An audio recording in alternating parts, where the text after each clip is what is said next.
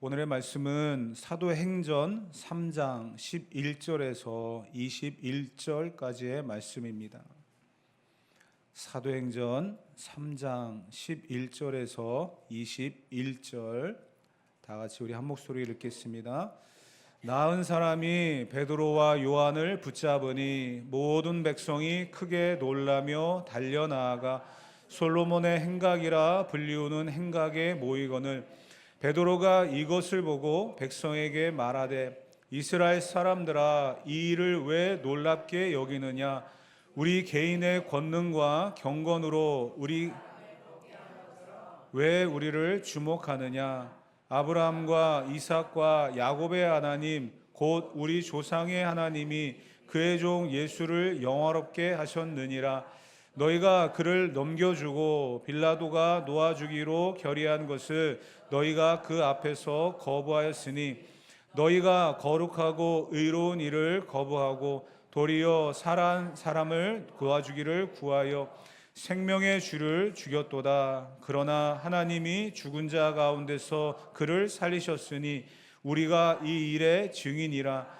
그 이름을 믿음으로 그 이름이 너희가 보고 아는 이 사람을 성하게 하였나니 예수로 말미암아 난 믿음이 너희 모든 사람 앞에서 이같이 완전하게 낫게 하였느니라.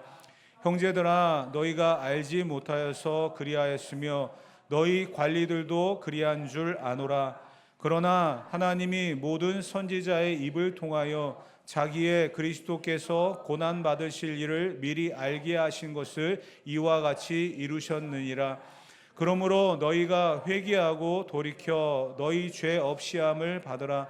이같이 하면 쇠롭게 되는 날이 주 앞에서부터 이를 것이요 또 주께서 너희를 위하여 예정하신 그리스도 곧 예수를 보내시리니 하나님이 영원전부터 거룩한 선지자들의 입을 통하여 말씀하신 바 만물을 회복하실 때까지는 하늘이 마땅히 그들 받아두리라. 아멘. 지난 시간에 이어서 계속해서 우리가 사도행전의 말씀을 묵상합니다. 지난 시간에는 베드로와 요한이 성전 미문에 앉아있는 남에서부터 걷지 못하는 한 사람을 일으켜 세우는 그러한 장면을 우리가 묵상했습니다. 은과 금을 바라며 살아가는 사람, 그 누구보다도 성전에 가까이는 있지만 사람들의 관심을 받지 못했던 그 한 사람이 은과 금이 아닌 예수 그리스도의 이름으로 일어나 걷는 그러한 기적이 일어났습니다. 그 기적이 왜 일어났습니까? 하나님의 교회를 세우기 위하고 예수 그리스도를 믿는 자들로 하여금 구원을 받게 하시려고 하는 그 뜻이 이루어지게 하는 하나님의 역사입니다. 그런데 사람들은 기적을 보고 놀랐다라고 이야기합니다. 그 놀람의 배경을 오늘 우리가 보기를 원합니다. 많은 사람들은 기적을 원합니다. 그리고 그 기적이 일어난 그곳에 왜 그 기적이 일어났는지에 대한 이유는 알지 못한 채 기적을 일으킨 사람에만 집중하는 경우들을 많이 보게 되어집니다. 12절 말씀에 보면 그때에도 이렇게 되어졌다는 거예요. 다 같이 봅니다. 베드로가 이것을 보고 백성에게 말하되 이스라엘 사람들아 이 일을 왜 놀랍게 여기느냐 우리 개인의 권능과 경건으로 이 사람을 걷게 한 것처럼 왜 우리를 주목하느냐. 베드로가 하는 이야기를 들어보세요. 사람들이 나면서부터 걷지 못하는 사람, 지난 시간에도 잠깐 말씀을 드렸지만 사고로 다리가 불편한 사람이 아니고요, 태어나면서부터 다리의 기능을 상실한 사람입니다.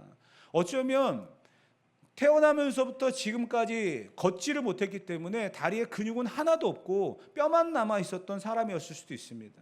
그러한 사람이 평상시에 모든 사람들의 불쌍함과 동정을 받았던 그한 사람이 예수 그리스도의 이름으로 일어나 걷는 기적이 일어났습니다. 사람들은 그 현상에만 집중했다는 거예요. 베드로라고 하는 사람이 일으켰던 이 기적을 사람들이 보았습니다. 그리고서는 베드로를 신처럼 대하기 시작했다는 거예요. 그 역사들은 이제 사도행전에 또 등장을 합니다. 사람들은 기적이 일어나면 그 사람에만 집중한다는 거예요. 그 사람이 신이고 능력이 있다, 특별하다, 우리와는 다르다라고 집중을 한다는 겁니다.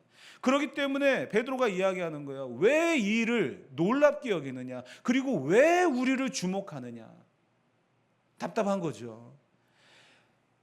이 사실 앞에 우리가 주목해야 될 것은 베드로가 아닙니다. 더불어서 나면서부터 걷지 못했던 이 사람이 일어났다라고 하는 사실도 아닙니다. 하나님께서 이 일을 행하시는 데에는 분명히 이유가 있겠죠.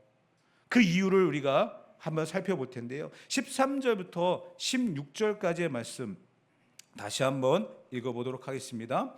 아브라함과 이삭과 야곱의 하나님 곧 우리 조상의 하나님이 그의 종 예수를 영화롭게 하셨느니라.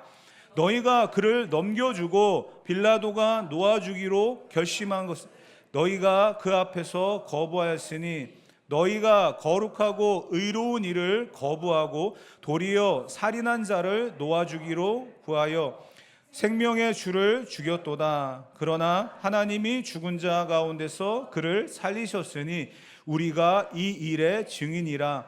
그 이름을 믿음으로 그 이름이 너희가 보고 아는 이 사람을 성하게 하였나니 예수로 말미암아 난 믿음이 너희 모든 사람 앞에서 이같이 완전히 낫게 하였느니라. 아멘.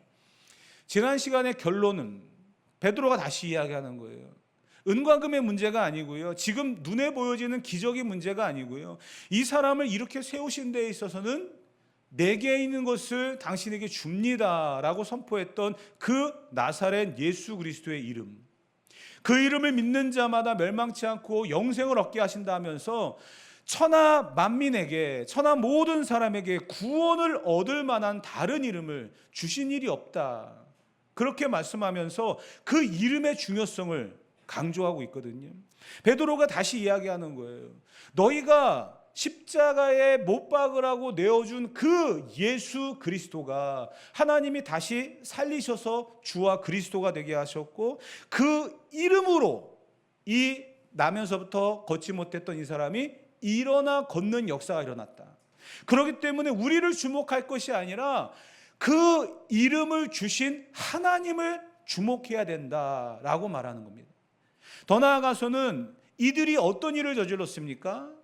아브라함과 이삭과 야곱의 하나님 곧 우리 조상의 하나님께서 예수님을 영화롭게 하셨는데도 불구하고 그들은 예수님을 십자가에 내어놓은, 죽이는 그러한 일을 저질렀다는 거예요.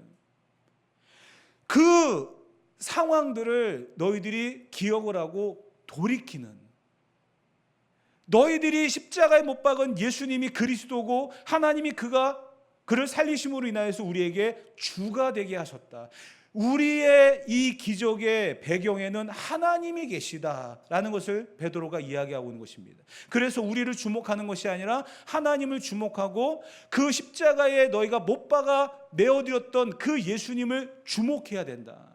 삶의 변화, 생각의 변화, 태도의 변화를 지금 이야기하고 있는 겁니다.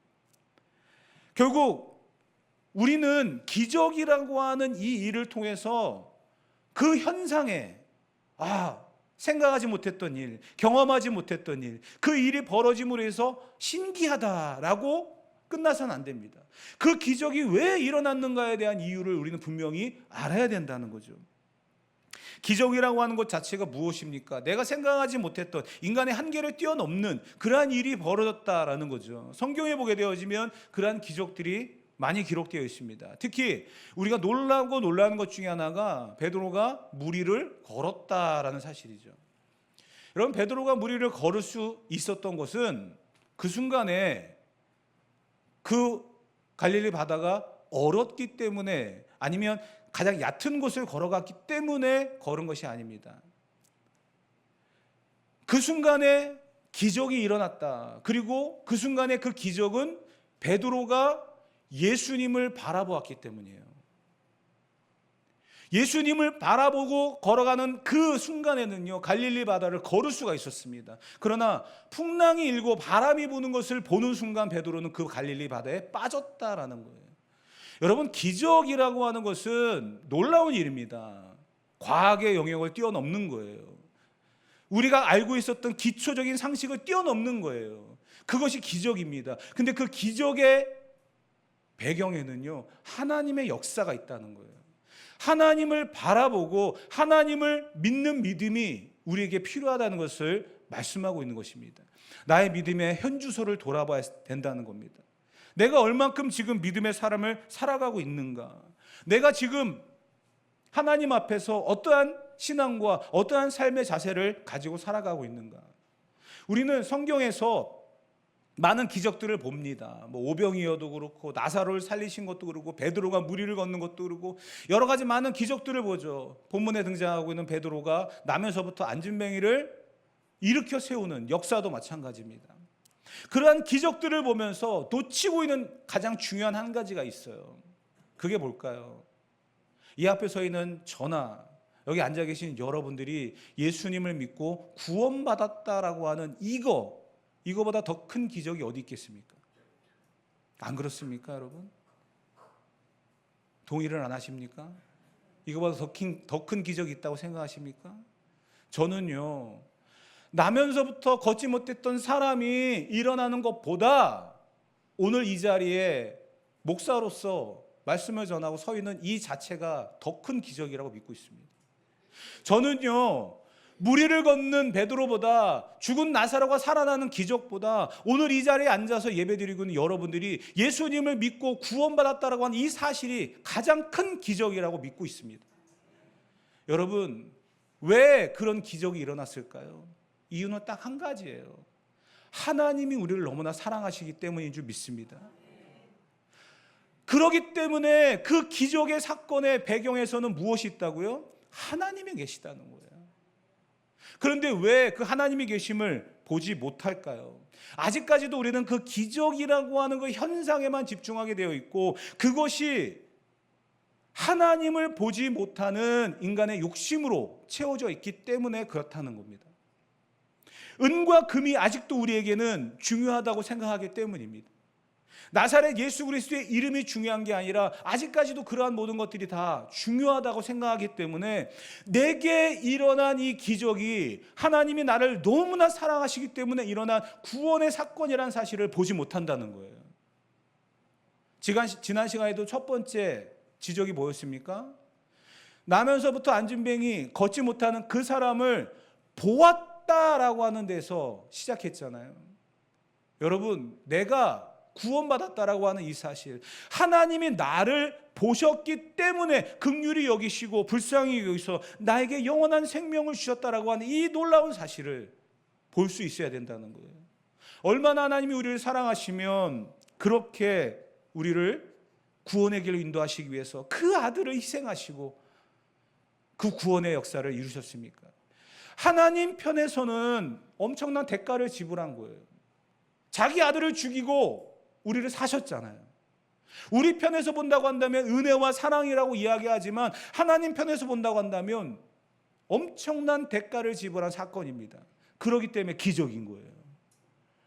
얼마나 우리를 사랑하시면 하나님께서 우리에게 이러한 은혜를 주시고 구원의 길로 인도하실까요?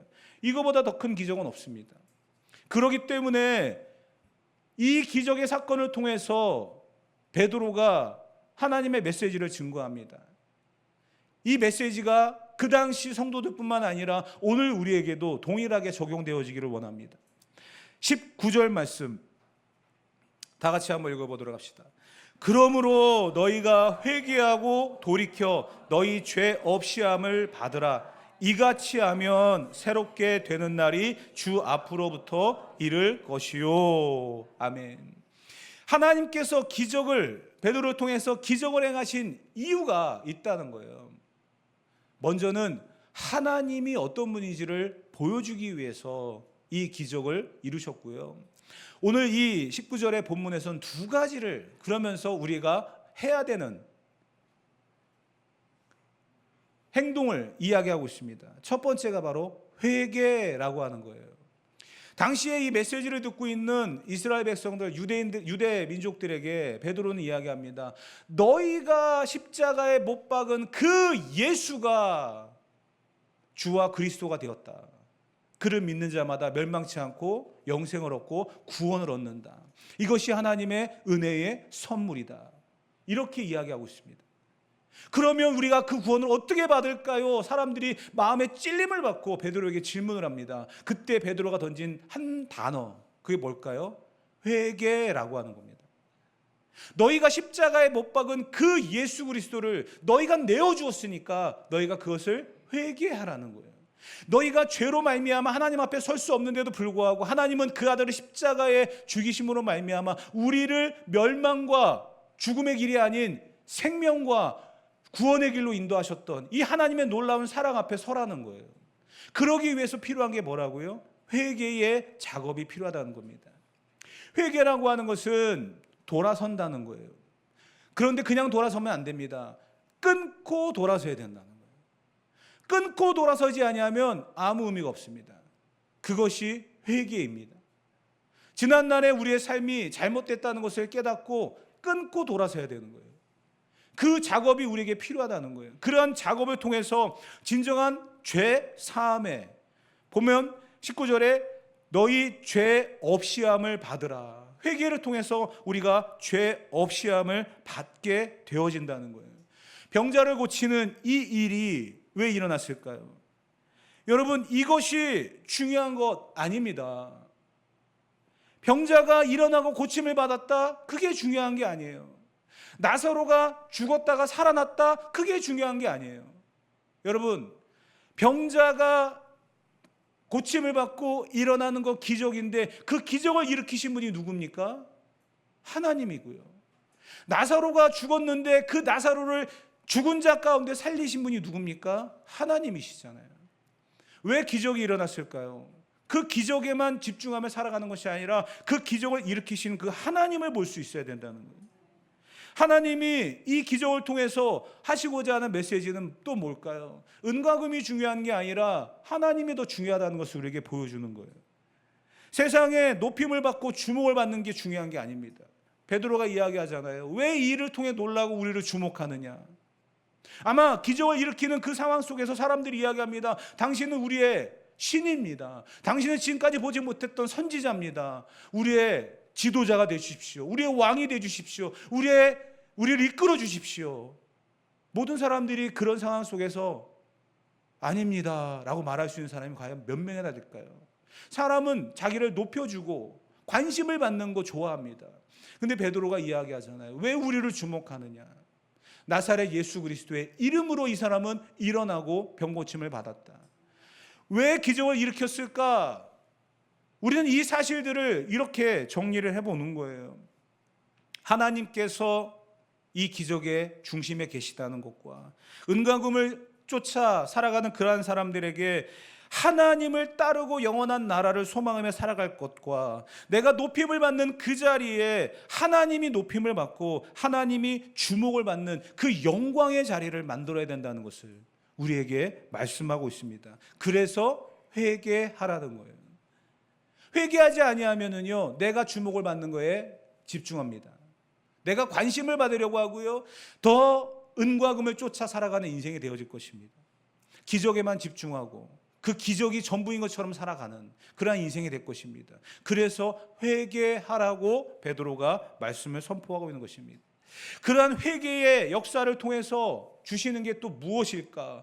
회개하면 어떤 일이 벌어질까? 19절에 보면 이렇게 기록되어 있었어요. 그렇게 하면 새롭게 되는 날이 주 앞으로부터 이를 것이다. 새롭게 된답니다. 지금까지의 삶이 아니고요, 정말 다른 삶을 살아가게 되어진다는 거예요. 그것을 본문은 새롭게 된다라고 되어 있어요. 사도행전 2장 38절에 보게 되어지면 베드로가 이런 말을 했었어요. 다 같이 한번 읽어봅시다. 베드로가 이르되 너희가 회개하여 각각 예수 그리스도의 이름으로 세례를 받고 죄 사함을 받으라. 그리하면 성령의 선물을 받으리니. 아멘. 이 말씀과 사도행전 3장 19절의 말씀은 같은 내용입니다. 똑같은 내용을 조금 다르게 표현했을 뿐이에요. 사도행전 2장 38절에 회개하라, 그러면 성령을 선물로 받으리니.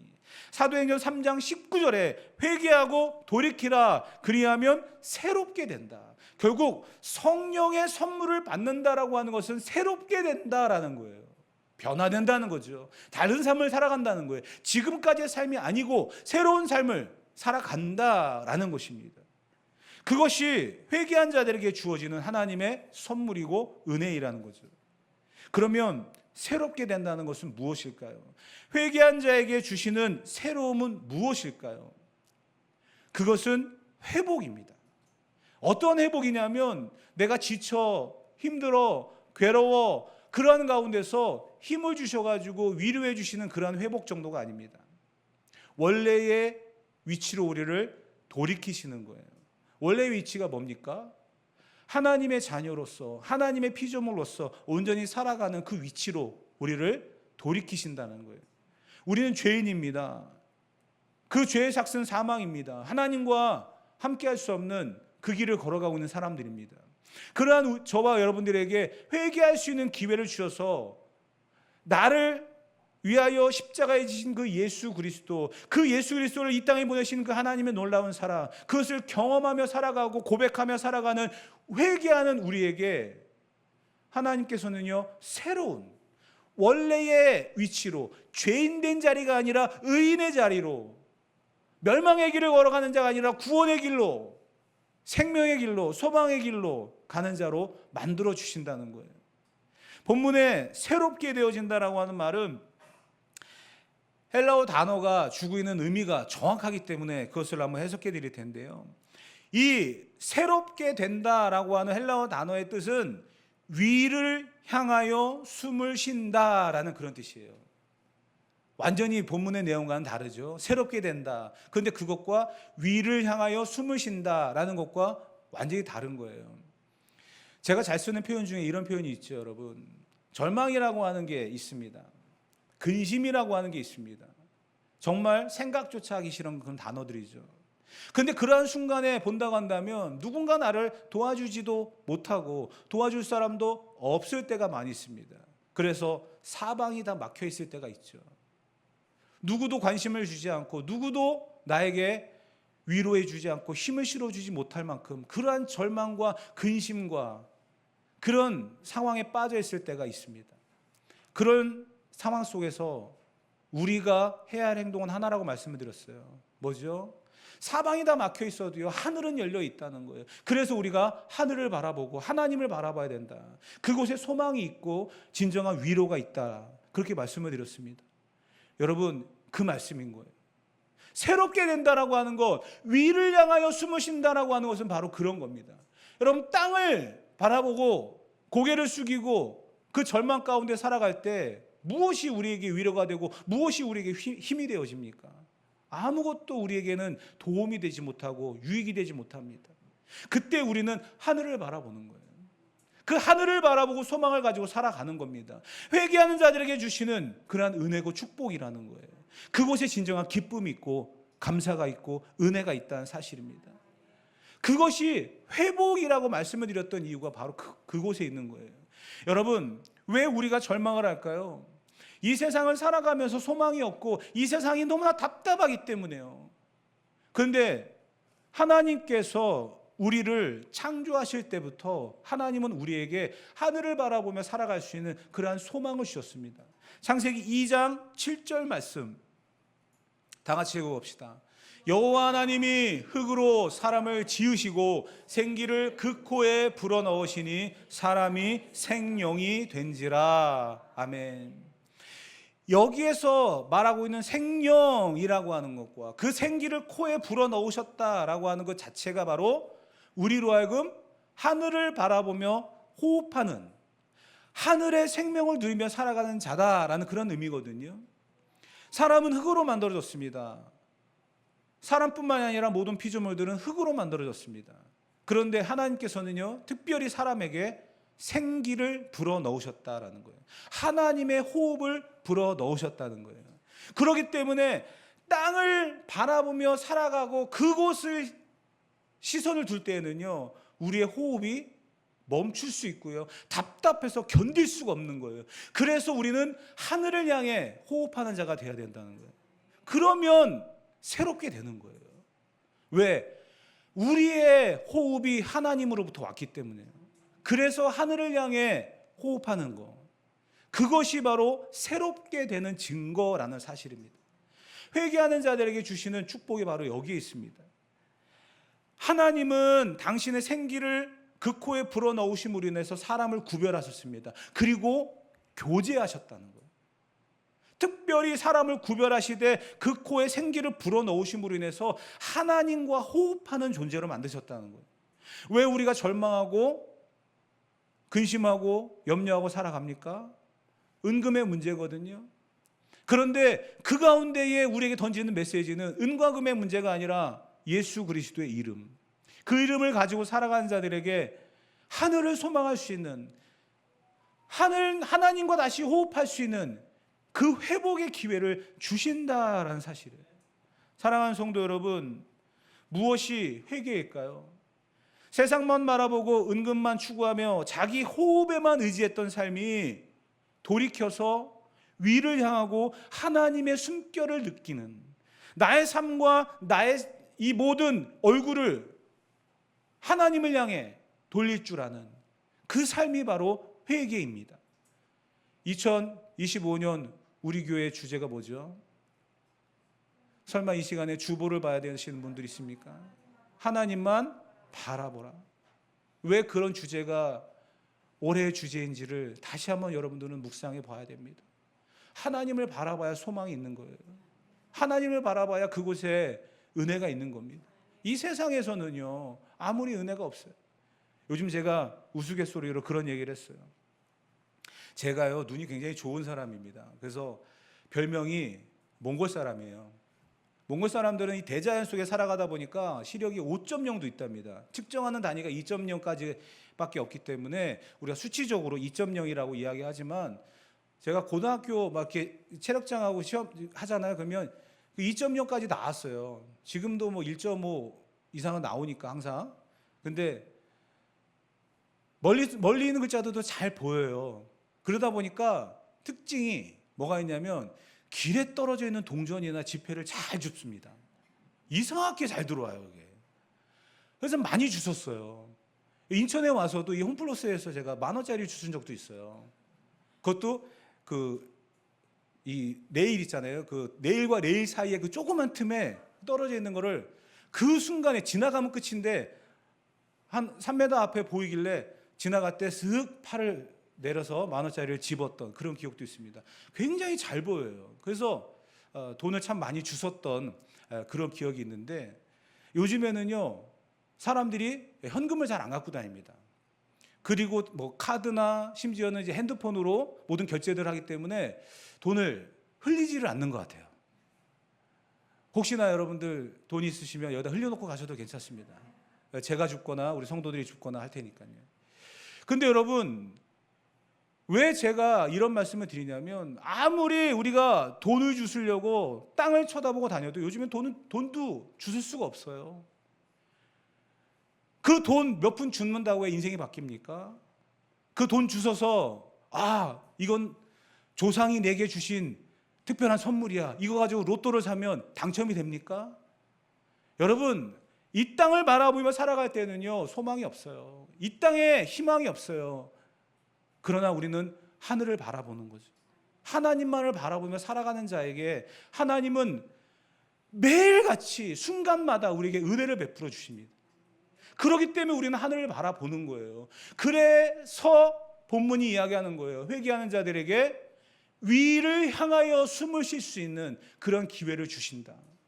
하나님과 소통해야 되고 하나님과의 관계를 맺어야 될 줄 믿습니다.